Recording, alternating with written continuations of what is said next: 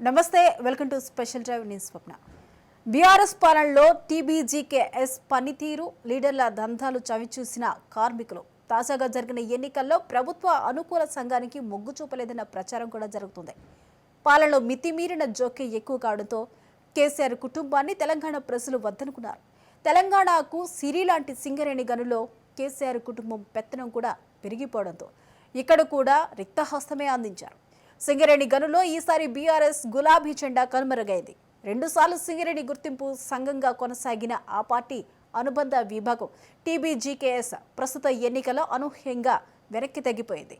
దీనికి కారణం ఇటీవల జరిగిన అసెంబ్లీ ఎన్నికల్లో కారు పార్టీ ఓటమి చెందటమే.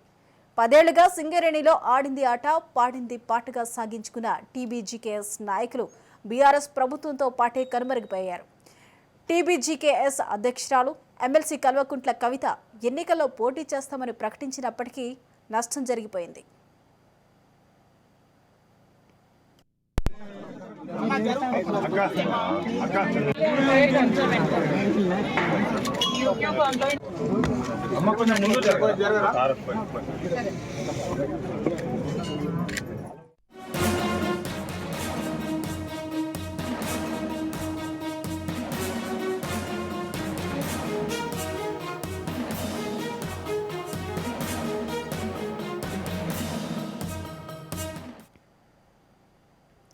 శాసనసభ ఎన్నికల్లో కోల్ బెల్ట్ ప్రాంతంలోని 12 నియోజకవర్గాల్లో కేవలం ఆసిఫాబాద్లోనే బీఆర్ఎస్ గెలుపొందింది.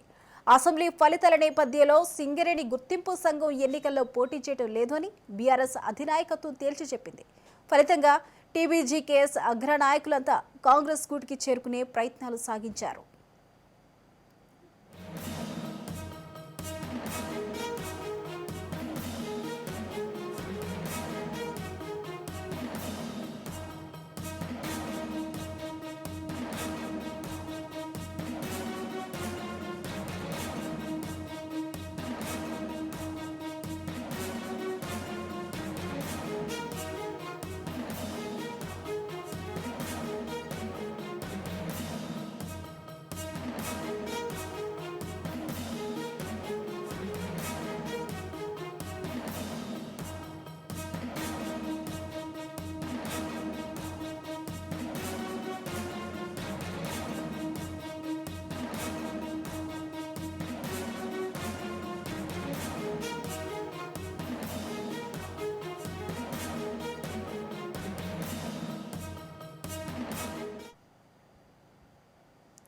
మునుగోడు డివిజన్లో మాత్రం టీబీజీకేఎస్ స్థానిక నాయకులు తమ యూనియన్ గెలుపు కోసం తీవ్రంగా పనిచేశారు. అయినప్పటికీ ఆ డివిజన్లో 728 ఓట్లు పొందగలిగింది.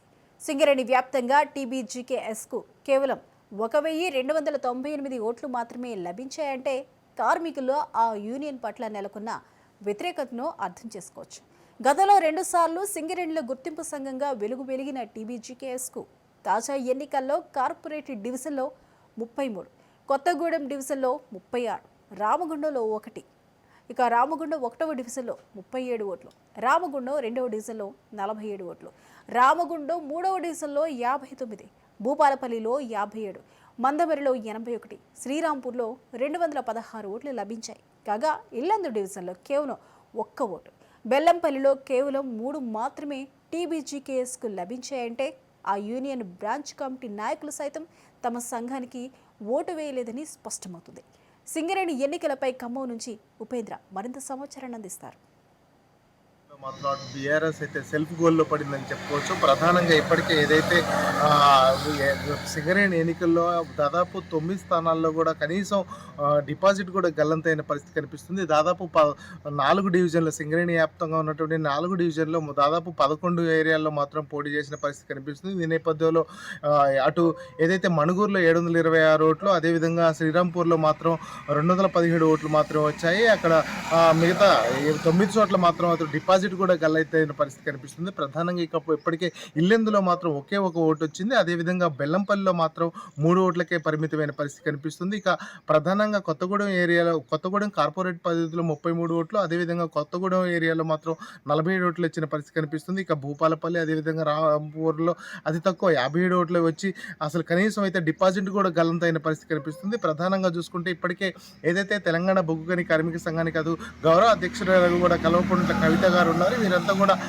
ఏదైతే దిశానిర్దేశం చేసిన పరిస్థితి కనిపిస్తుంది. అయినప్పటికీ ఏదైతే తెలంగాణ ఎన్నికలకు సంబంధించి ముందు రోజు వరకు కూడా అంటే పోటీలో ఉండవు అని చెప్పేసి, మరుసటి రోజే పోటీలో ఉంటామని చెప్పేసి ప్రకటించడంతో అటు కార్మిక సంఘాలు కూడా గందరగోళ పరిస్థితికి అయితే నెలకొన్న పరిస్థితి కనిపిస్తుంది. ఈ నేపథ్యంలో అక్కడ ప్రధానంగా పోటీ చేసినటువంటి మిగతా అయితే ఐఐటియుసి అదేవిధంగా ఐఎన్టీయూసీ అయితే ప్రధానంగా పోటీలో అయితే పాల్గొన్న పరిస్థితి కనిపిస్తుంది. ఇప్పుడు టీజీబీకేఎస్ మాత్రం కనీసం గుర్తింపు సంఘాన్ని కూడా కోల్పోయిన పరిస్థితి కనిపిస్తుంది. ప్రధానంగా 2 దఫాలుగా కూడా తమ ప్రాబల్యాన్ని కొనసాగిస్తూ కార్మికుల్లో నైరాశ్యాన్ని అంటే నింపినట్లయితే అనిపిస్తుంది. వారు తీసుకున్న నిర్ణయాలు ఏదైతే కార్మికులకు అయితే అండగా లేదని చెప్పేసి ఈ నేపథ్యంలో కార్మిక సంఘాలన్నీ కూడా ఇటు తెలంగాణ బొగ్గు గనికి కాకుండా ఇటు ఏదైతే సిపిఐ అనుబంధ సంస్థగా ఉన్నటువంటి ఏఐటియుసికి అయితే మద్దతు తెలిపిన పరిస్థితి కనిపిస్తుంది. ఈ నేపథ్యంలో అటు రాష్ట్ర రాజకీయానికి అంటే ఏదైతే బీఆర్ఎస్కు సంబంధించినటువంటి ముఖ్య నేతలు కూడా ప్రచారంలో అయితే కొంత వెనుకడుగు వేశారు. అక్కడ కనీసం ఆ బాధ్యత మొత్తం కూడా ఏదైతే తెలంగాణ బొగ్గు గని కార్మికులకు సంబంధించిన వారికి అప్పగించిన పరిస్థితి కనిపిస్తుంది. ఈ నేపథ్యంలో ఇక్కడ ఎన్నికలకు సంబంధించి కనీసం ఒక జెండా కూడా కనిపించిన పరిస్థితి నేపథ్యంలో ఇక్కడైతే ఘోర వైఫల్యాన్ని అయితే చవి చూసిన పరిస్థితి కనిపిస్తుంది. ఇప్పటికే అక్కడ ఏదైతే టీజీబీకేఎస్లో ఉన్నటువంటి కార్మికులు మాత్రం కొంత నైరాశ్యానికి గురైతున్న పరిస్థితి కనిపిస్తుంది. కనీసం మనుగడ కూడా కోల్పోయే పరిస్థితి కనిపిస్తుంది. ఇప్పటికే ఏదైతే ఆ సంఘానికి సంబంధించినటువంటి తెలంగాణ బొగ్గు గని సంఘానికి సంబంధించినటువంటి నాయకులందరూ కూడా మిగతా పార్టీల్లోకి వెళ్ళడం, అదేవిధంగా మిగతా సంఘాల్లోకి వెళ్ళడంతో అయితే వారంతా కూడా కొంత నైరాశ్యాన్ని అయితే గురైతున్న పరిస్థితి కనిపిస్తుంది. ప్రధానంగా ఇప్పటికే అసెంబ్లీ ఎన్నికల ఫలితాలతో అటు కాంగ్రెస్ మొత్తం కూడా క్లీన్ చిప్ చేసిన నేపథ్యంలో ఆ ప్రభావం కూడా ఇటు తెలంగాణ బొగ్గు గని కార్మికుల ఎన్నికల్లో కూడా ప్రభావం చూపించింది. ఆ నేపథ్యంలోనే సింగరేణి ఎన్నికల్లో మాత్రం కనీసం డిపాజిట్లు కూడా గల్లంతు కాలేదు. దీనంతటికి కూడా అటు టీఆర్ఎస్ తీసుకున్న నిర్ణయాలు, అదేవిధంగా గత అంటే 2 దశాబ్దాలుగా కూడా వారు చేసిన నియంత పోకడలే అటు కార్మికులకు అండగా లేకపోవడంతో ఇదంతా జరిగిందని చెప్పేసి భావిస్తున్నారు. ఈ నేపథ్యంలోనే దానికి కీలక బాధ్యత వహించాల్సిన బాధ్యత కూడా గౌరవ అధ్యక్షురాలు కల్వకుంట్ల తీసుకున్నారు.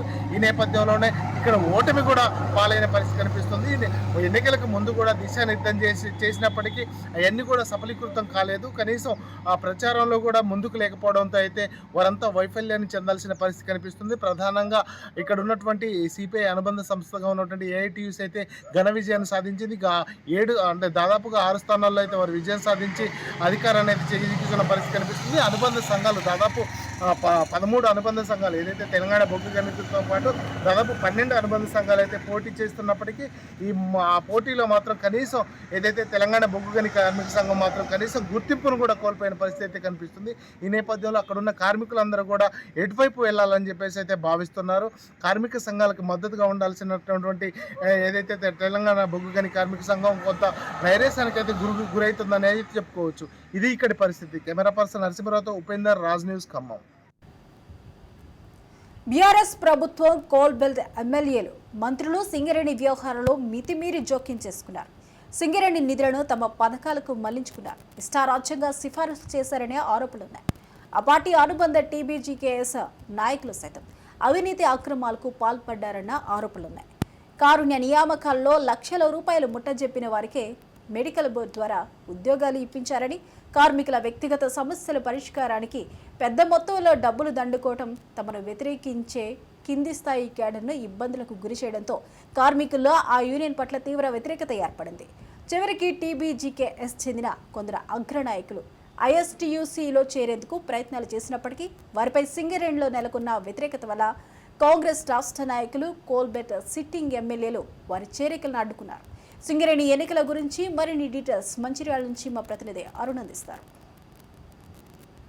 సింగరేణి కార్మిక గుర్తింపు సంఘం ఎన్నికల్లో కూడా తెలంగాణ బొగ్గుగని కార్మిక సంఘం ఘోరమైనటువంటి పరాజయాన్ని చవిచూసింది. ముఖ్యంగా కూడా తెలంగాణ ఉద్యమ సంఘంగా మొదలైనటువంటి సింగరేణిలో మొదలైనటువంటి తెలంగాణ బొగ్గుగని కార్మిక సంఘం గత 9 ఏళ్ల పాటు కూడా సింగరేణిలో గుర్తింపు సంఘంగా పనిచేసింది. కానీ ఈసారి జరిగినటువంటి గుర్తింపు సంఘం ఎన్నికల్లో కూడా 11 డివిజన్లలో దాదాపు 947 ఓట్లు మాత్రమే సాధించింది. ముఖ్యంగా బెల్లంపల్లికి సంబంధించి 3 ఓట్లు కావచ్చు, బెల్లంపల్లి డివిజన్కి సంబంధించి 3 ఓట్లు, అదేవిధంగా మనుగూరులో 1 ఓటు కేవలం కార్మికులు తగిన శాస్తి చేసినని కూడా కార్మిక సంఘాలు కార్మికులు ఆరోపిస్తున్నారు. అన్న గుర్తింపు సంఘంగా పనిచేసినటువంటి హాయంలో అవినీతి ఆరోపణల నేపథ్యంలో ఇవాళ కార్మికులు ఆ సంఘానికి ఓట్లు వేయలేదు, దానికి తగిన బుద్ధి చెప్పినని కూడా కార్మిక సంఘాల నాయకులు తెలుపుతా ఉన్నారు. ఇక 9 ఏళ్ల పాటు సింగరేణి గుర్తింపు సంఘంగా కూడా పనిచేసినట్టు తెలంగాణ బొగ్గుగని కార్మిక సంఘం అసలు కార్మికులకు చేసింది ఏంది, కార్మికులను ఎటువంటి ఇబ్బందులకు గురి చేసిందనే విషయాలు తెలుసుకోవడానికి మన దగ్గర కొంతమంది కార్మికులతో పాటు కార్మిక సంఘాల నాయకులు ఉన్నారు. ఇక వాళ్ళని అడిగి మరిన్ని వివరాలు తెలుసుకుందాం. చెప్పండి, నిజంగా కూడా తెలంగాణ బొగ్గుగని కార్మిక సంఘం 9 ఏళ్ల పాటు పనిచేసింది కార్మిక సంఘంగా, అసలు కార్మికులకు ఏమైనా చేసిందా లేదా? కార్మికులు ఏం లేదు, వాళ్ళ మందమే కడుపు నింపుకున్నారు కానీ వాళ్ళ కార్మికులు ఏం పని అయితే చేసి పెట్టలే. ఒక ఈ నల్ల బట్టలు మాత్రం ఇప్పించారు, నల్ల బట్టలు మాత్రం లోపల పడిపోతారు. ఎందుకంటే వాళ్ళు బావి మీద మాస్టర్ పడి రోజుకి 10 మంది పోయేది, దాన్ని అన్ని గమనించి ప్రజలు వాళ్ళకు బుద్ధి చెప్పారు. దీనికి సంబంధించి మన దగ్గర మరొక కార్మికుడు ఆయన అడదాం. చెప్పు బ్రదర్, ఏంది అసలు ఈ 9 ఏళ్ల పాలనలో అసలు కార్మికులకు ఏమైనా జరిగిందా లేదా తెలంగాణ బొగ్గుగని కార్మిక సంఘం గుర్తింపుగా ఉన్న సమయంలో? అంటే కొన్ని హామీలు ఇచ్చారు అప్పుడైతే, ఏది పేరు మార్పిడి అయితేనేమి, వడ్డీ లేని ఇంటి రుణం సంబంధించి ఇప్పించడం జరుగుతాయి. కొన్ని హామీలు ఇచ్చారు, అవి సక్రమంగా నిలబెట్టుకోలేకపోయారు. కనుకనే వాళ్ళ కార్మికులు వాళ్ళకి సపోర్ట్ చేయకుండా కొన్ని చోట్ల డిపాజిట్ రాకుండా కూడా చేసిర్రు. హామీలు ఏంటంటే ఇచ్చిన హామీలు ఎవరైనా కార్మికుడు అడిగినా కూడా పట్టించుకోకపోవడం, కార్మికుల సమస్యల పట్ల ఎవరు కూడా స్పందించకపోవడం, యాజమాన్యానికి కుమ్మక్కై కార్మికుల సమస్యలను ఎవరైనా మనం సమస్య సార్ మాకు ఇట్లా వస్తుందంటే ఎవరు కూడా దానికి రెస్పాండ్ కాకపోవడం వల్ల కార్మికులు ఈరోజు తప్పనిసరిగా వాళ్ళను ఓడించడం జరిగింది. అంతేకాకుండా ఏంటంటే ఇప్పుడు కార్మిక లోకానికి కూడా విముఖత ఎందుకైంది, ఇన్ని సంవత్సరాల్లో చేసిన హామీలు అదే చెప్పిన హామీని చెప్పుకుంటా పేరు మార్పిడికి మళ్ళీ అదే ప్రతిసారి మీటింగ్ జరిగినప్పుడు అలా పేరు మార్పిడి చెప్తున్నాం అనే విధంగానే మాట్లాడుకుంటున్నారు. కానీ కొన్ని హామీలు ఇచ్చినవి అట్లా మాట రూపకంగానే ఉన్నాయి, దానివల్ల విముఖత ఏర్పడి వాళ్ళకు ఇప్పుడు ఇలా డిపాజిట్ రాకుండా కూడా జరిగింది. మరి గతంలో ఇచ్చిన హామీల విషయంలో ఏమన్నా కార్మికులకు న్యాయం జరిగిందా? జరిగింది అంటే ఏంటి, ఇప్పుడు ఒకటి ఏం జరిగింది సార్, డిపెండెంట్ జాబ్కు సంబంధించి ఒకటి జరిగింది. ఆ డిపెండెంట్ జాబ్కు సంబంధించి కూడా కొంతమంది డబ్బులు పెట్టి జరిగింది, లేకపోతే ఇట్లా వేరే సొంతగానం పోయినప్పుడు నాకు డబ్బులు పెట్టకపోతే జరగలేదు అనే ఉన్నాయి, అవినీతి ఆరోపణలు కూడా ఉన్నాయి. కాకపోతే ఒకటి జరిగింది మెయిల్ ఏంటంటే, ఒక డిపెండెంట్ జాబ్ కింద మాత్రం కొంతమంది కార్మికులు తండ్రి ప్లేస్లో వచ్చి జాబ్ చేస్తున్నారు, నేను కూడా అట్లనే వచ్చిన, అదొకటి మాత్రం జరిగింది. అందులో కూడా కొన్ని అవినీతి ఆరోపణలు ఉన్నాయి, ఎవరు కానీ డబ్బులు పెట్టకుండా మెడికల్కి పోయినప్పుడు అన్ఫిట్గా జరగలేదు, ఇటువంటి విషయాలు కూడా కొంచెం వరకు ఉన్నాయి ప్రాబ్లమ్స్ అనేవి. అరాచకాలను బట్టే వాళ్ళకు ఓట్లు పడలేదు. ఇంకా షిఫ్ట్ చేంజ్ చేస్తే 10,000, తీస్తే 10,000, ఏస్తే 10,000, ఇట్లా చాలా అరాచకం చేసింది కాబట్టి వాళ్ళకు ఓట్లు గల్లంతాయి. నిజానికి కూడా మరి ఏంది అసలు నిజంగా కూడా బాగా అవినీతి ఆరోపణలు వస్తున్నాయి. కార్మికులు చాలా ఇబ్బందులకు గురి చేశారు, హింసించారు. అసలు వాళ్ళు అంటే ఏది చేసినా కూడా కార్మికుల మీద జులుం చెలాయించినటువంటి ఆరోపణలు నిజంగా అట్లా జరిగిందా? చాలా మటుకు జరిగినాయి, ఒక్క కార్మికులు చాలా మందికి జరిగినాయి. వాళ్ళు అధికారంలో ఉండబట్టి భయపడి వాళ్ళ చుట్టూ తిరిగిన తప్ప ఓట్లు మాత్రం వాళ్ళకి వేయలే. కాకపోతే ఇన్కమ్ ట్యాక్స్ సుగము రద్దు అని చెప్పారు. ఇన్కమ్ ట్యాక్స్ కనీసం అలవన్స్ల మీద సుగం ఇన్కమ్ ట్యాక్స్ రద్దు చేయాలి. ఏమన్నా ఇదే పైరవీలు చేసుడు, వేరేది ఏం లేదు. సింగరే మన ట్రాన్స్ఫార్ అటు పోతే ఇటు అవే చేసారు, కానీ వేరేది ఏం చేయాలి. ఇక 200 గజాల స్థలము అది ఇస్తున్నారు, అది ఇవ్వాలి. 10 లక్షల రుణం అది సుగం వారికి కాలే, ఏదో ఒక 110 మందికి అవి అయినాయి అంతే. కేసీఆర్ కానీ కవిత కానీ ఇంటర్నల్ జాబ్స్ వాడడం కానీ అలాంటివి ఏమైనా కానీ వాళ్ళు పైరవీ కార్లో చేసుకొని ఇంటర్నల్ జాబ్స్ అమ్ముకోవడం కానీ అంతేందుకు 2016లో ఇంటర్నల్ క్లర్క్ పోస్ట్ పడితే నేను ఒక వరద బాధితుని కింద నేను అందులో ఉన్నాను. నాకన్నా చదువురాని క్యాండిడేటు ఒక్కింట్లో ముగ్గురికి జాబులు అమ్ముకోవడం, అలాంటి ప్రగతి స్టేడియంలో కేసీఆర్ గారు ఎన్నో హామీలు ఇచ్చారు. డబుల్ బెడ్రూమ్లు ఇల్లు కానీ లేకపోతే పేరు మార్పిడి కానీ ఇవన్నీ చేయడం, ఇవన్నిటిని ఏంటంటే ఇక్కడున్న లోకల్ నాయకులు ఏం చేశారంటే వీటిని అలుసుగా చూసుకొని అధికారుల కుమ్మక్కై వాళ్ళతోటి చేతులు కలిపి వాళ్ళకున్న ఎన్నుకున్న తోటి కార్మికులను సేవ్ చేయడం కానీ అలాంటివి చేయడం వల్ల ఈసారి సింగరేణి కార్మికులు అందరం ఏకతాటికి వచ్చి ఒక నిర్ణయానికి వచ్చి ఈ సంఘాన్ని పారదోలుతనే తప్పించి మాకు న్యాయం జరగదు అని చెప్పేసి ఉన్న 39,000 కార్మికులు అందరూ ఏకతాటిగా నిర్ణయం తీసుకొని ఏఐటీసీని గెలిపించడం జరిగింది. ఇక ముందు ఎలాంటి కార్మికులకు కానీ ఎలాంటి అవస్థలు ఉన్నా కానీ ఏఐటీసీ మాకు హామీ ఇచ్చింది. మేము ముందుండి కొట్లాడతామన్నారు. అందుకు వాళ్ళకు సానుభూతి ఇచ్చాము. ఈ టీజీపీకేఎస్ అరాచకాలు మాత్రం కోకన్నుల రూపంలో మాకు ఈ గత 10 సంవత్సరాల్లో చూసాం.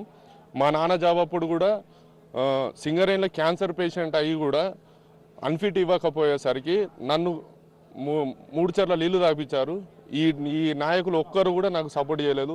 ఈవెన్ అమ్మకు పింఛన్. సింగరేణిలో యూనియన్ నాయకుల పైరవీల దందాలను గతంలో బీఆర్ఎస్ ఎమ్మెల్యేల దృష్టికి స్థానిక కేడర్ తీసుకెళ్లినప్పటికీ నివారించే చర్యలు తీసుకోలేదు. ఫలితంగా శాసనసభ ఎన్నికల్లో కోల్ బెల్ట్ ప్రాంతాల్లో సింగరేణి కార్మిక కుటుంబాల ఆగ్రహాన్ని బీఆర్ఎస్ ఎమ్మెల్యేలు చవిచూడాల్సి వచ్చింది. అన్ని సమస్యల విషయంలో నేరుగా అప్పటి సీఎం కేసీఆర్, కల్వకుంట్ల కవిత జోక్యం చేసుకునేవారు.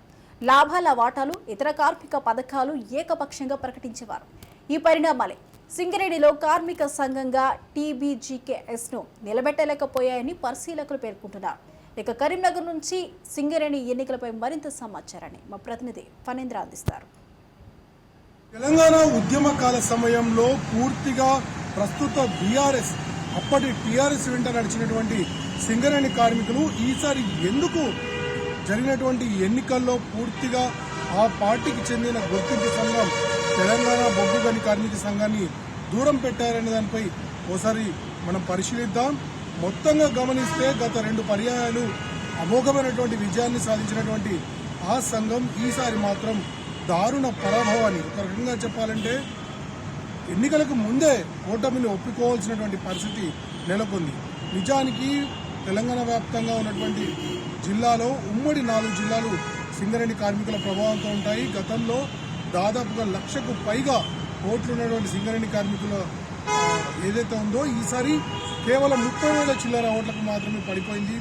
సో ఇటువంటి పరిస్థితుల్లో ఆ సంఘం, తెలంగాణ బొగ్గు గని కార్మిక సంఘం మొదటి నుండి కూడా పోటీకి సై అంది. చివరి వరకు కూడా ఆ వేడిని రాజేసింది.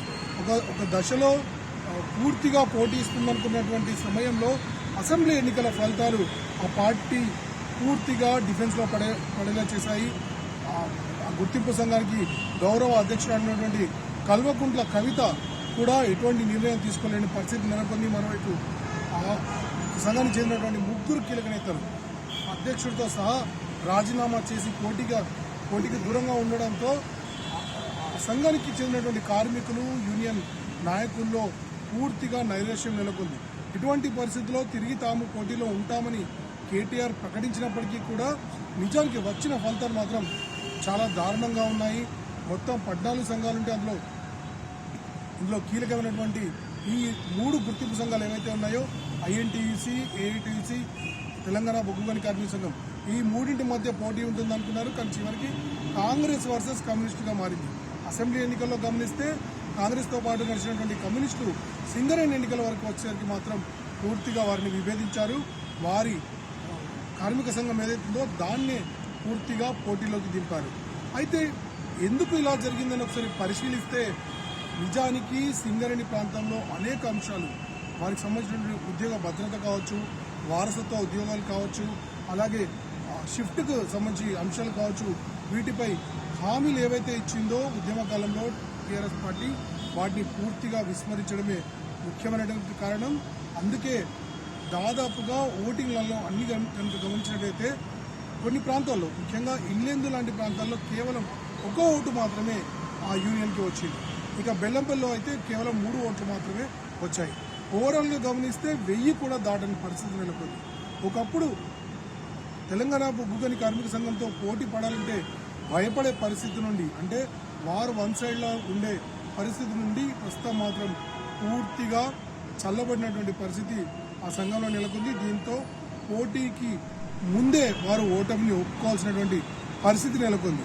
నిజానికి ఈ ఎన్నికలు ఖచ్చితంగా ఇటు ఉమ్మడి కరీంనగర్, ఆదిలాబాద్, వరంగల్తో పాటు ఖమ్మం వరకు కూడా చాలా కీలకమైనటువంటి ప్రభావాన్ని చూపిస్తాయి. ఇటువంటి పరిస్థితుల్లో ఈ సంఘానికి జరిగినటువంటి గుర్తింపు సంఘానికి జరిగినటువంటి ఎన్నికలు ఏవైతే ఉన్నాయో వీటిల్లో ఈ టీబీజీ కేసు ఏదైతే ఉందో అది పొందినటువంటి ఓట్లు కావచ్చు, దాని ప్రభావం కావచ్చు, రానున్న లోక్సభ ఎన్నికల్లో ఖచ్చితంగా ప్రభావం ఉంటుంది.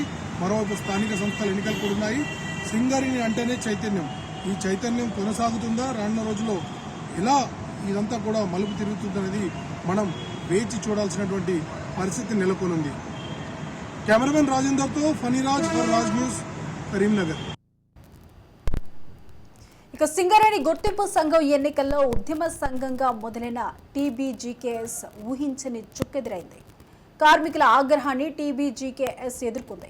11 ఏళ్ల కాలంలో వారు అనుసరించిన విధానాలు, అధ్యక్షురాలైన కల్వకుంట్ల కవిత మితిమీరిన రాజకీయ జోక్యం, అవినీతి కారణంగానే ఈ ఫలితాలు వచ్చాయని చర్చ సాగుతుంది. 11 డివిజన్లో మొత్తం 37,468 ఓట్లు ఉండగా ఈ సంఘానికి 947 ఓట్లు మాత్రమే వచ్చాయంటే కార్మికులు ఎంత వ్యతిరేకత ఉందో అర్థం చేసుకోవచ్చు. సింగరేణి ఎన్నికల ఫలితాలపై మరింత సమాచారాన్ని మా ప్రతినిధి సతీష్ అందిస్తారు. ఎన్నికలకు సింగరేణి గుర్తింపు సంఘం ఎన్నికలు ముగిశాయి. 3 సంవత్సరాల క్రితం జరగాల్సినటువంటి సింగరేణి గుర్తింపు సంఘం ఎన్నికలు బీఆర్ఎస్ పార్టీ విధానాల కారణంగా 3 సంవత్సరాల కాలం వెనక్కిపోయినటువంటి పరిస్థితి ఉంది. కార్మిక సంఘాలన్నీ గగ్గోలు పెట్టినప్పటికీ ఎన్నికలు నిర్వహించాలి, ఎన్నికల నిర్వహణతో పాటుగా కార్మికుల సమస్యల పరిష్కారానికి ప్రభుత్వం కృషి చేయాలంటూ ఆ కార్మిక సంఘాలన్నీ కోరినప్పటికీ కూడా అప్పటి ప్రభుత్వం, బీఆర్ఎస్ ప్రభుత్వం ఎన్నికలు నిర్వహించలేదు. దాంతో కోర్టును ఆశ్రయించాల్సినటువంటి పరిస్థితి వచ్చింది. కోర్టును ఆశ్రయించి అనుమతి తెచ్చుకొని ఎన్నికలు నిర్వహించేటువంటి క్రమంలో మరొకసారి వాయిదా పడినటువంటి క్రమంలో ఎట్టకేలకు నవంబర్ 27వ తారీఖున ఎన్నికలు ముగిశాయి.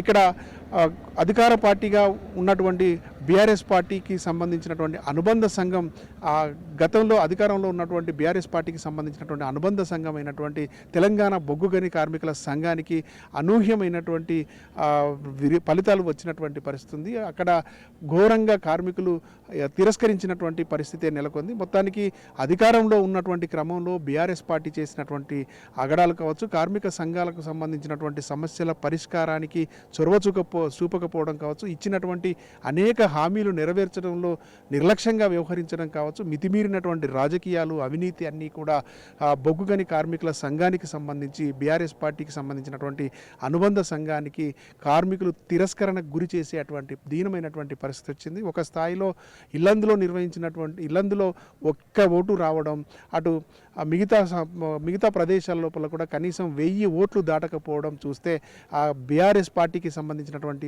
అనుబంధ సంఘమైనటువంటి తెలంగాణ బొగ్గు గని కార్మిక సంఘానికి కార్మికులు ఎంతగా తిరస్కరించారో అర్థమవుతుంది. మొత్తానికి ఆ తెలంగాణ రాష్ట్రం కోసం, రాష్ట్ర సాధన కోసం ఉద్యమ పార్టీ అని చెప్పుకున్నటువంటి తెలంగాణ రాష్ట్ర సమితిగా ఉన్నటువంటి బీఆర్ఎస్ పార్టీ కార్మిక సంఘానికి అనుబంధంగా ఉన్నటువంటి 11 సంవత్సరాల పాలనా కాలంలో కార్మికుల సంక్షేమాన్ని విస్మరించారు.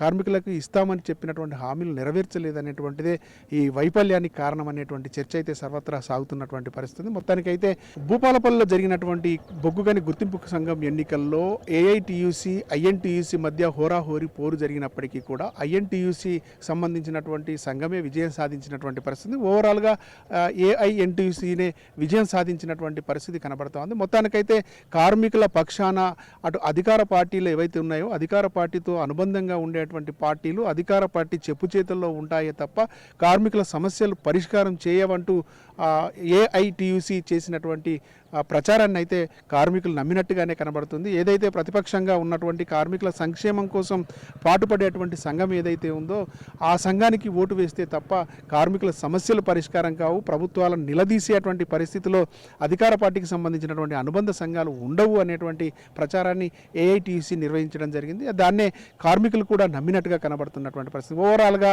ఏఐటీయూసీ అయితే విజయం సాధించింది. మొత్తానికి తెలంగాణ బొగ్గు గని కార్మిక సంఘం బీఆర్ఎస్ పార్టీకి సంబంధించినటువంటి బొగ్గు గని కార్మిక సంఘం అయితే అనూహ్యమైనటువంటి పరాజయాన్ని మూటగట్టుకోక తప్పలేదు. అక్కడ కార్మిక వ్యతిరేకత, ప్రజా వ్యతిరేకతను చూస్తేనైతే, వారికి వచ్చినటువంటి ఓట్లను చూస్తేనైతే బీఆర్ఎస్ పార్టీ పైన, బీఆర్ఎస్ పార్టీ అనుబంధ సంఘం పైన కార్మికులు ఏ స్థాయిలో వ్యతిరేకతను చూపారో ఈ ఫలితాలను చూస్తేనే తెలుస్తుంది. కెమెరా పర్సన్ భిక్షపతితో సతీష్ రాజ్ న్యూస్ భూపాలపల్లి.